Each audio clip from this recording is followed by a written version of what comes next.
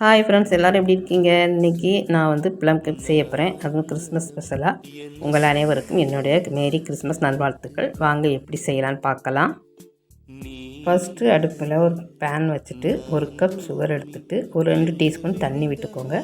நம்ம இதை வந்து கேரமல் பண்ண போகிறோம். கேரமல் இந்த கல்லில் தேன்கல்லில் வந்ததும் சுடு தண்ணி ஒரு 1/2 கப் ஊற்றிட்டு நல்லா கலந்து விட்டுட்டு ஸ்டவ் ஆன் பண்ணிக்கோங்க.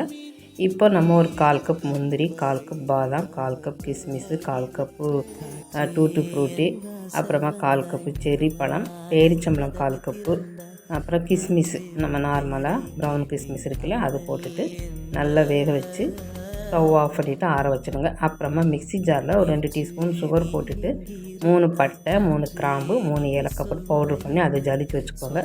ஒரு பவுலில் ஒரு டீஸ்பூன் வெண்ணிலா எசன்ஸு, ஒரு 1/2 டீஸ்பூன் ஆரஞ்சு எசன்ஸ் எடுத்து வச்சுருக்கேன். கொஞ்சம் தண்ணி மிக்ஸ் பண்ணி வச்சுக்கோங்க. இப்போ மைதா எடுத்துக்கலாம். நான் 1/2 கப் மைதா எடுத்துட்டு அதில் 1 teaspoon baking powder, 1/4 teaspoon baking soda, கொஞ்சமாக உப்பு சேர்த்துட்டு நல்லா ஜலிச்சு எடுத்துக்கோங்க. இப்போ நம்ம சுகர் பவுட்ரு பண்ணி வச்சோம் இல்லையா, பட்டை கிராம்பெல்லாம் போட்டு அதில் வந்து ஒரு 3 முட்டையை அடித்து ஊற்றிருக்கேன். 1/2 கப் எண்ணெய், வெஜிடபிள் ஆயில் ஊற்றிருக்கேன். எல்லாம் ஊற்றிட்டு இப்போ நம்ம அதில் வந்து மாவை நல்லா கொஞ்சம் கொஞ்சமாக சேர்த்து ரெடி பண்ணி வச்சுட்டு நம்ம இந்த நட்ஸ் எல்லாமே வச்சுருந்தோம் இல்லையா, அது ஆறினதுக்கப்புறமா அதையும் சேர்த்துட்டு மிக்ஸ் பண்ணி எடுத்துக்கோங்க. கேக் டின்னு ஆயில் அப்ளை பண்ணி மைதா டஸ்டிங் பண்ணி வச்சாலும் சரி, இல்லைன்னா பட்டர் ஷீட் போட்டு வச்சாலும் சரி. நான் பட்டர் ஷீட் போட்டு செஞ்சுருக்கேன். கேக் பேட்டரை அதில் ஊற்றிட்டு ஆல்ரெடி 10 நிமிஷமாக நான் வந்து கடாயை ப்ரீஹீட் பண்ணி வச்சுருந்தேன். அதில் தூக்கி கேக் மாவை வச்சாச்சு.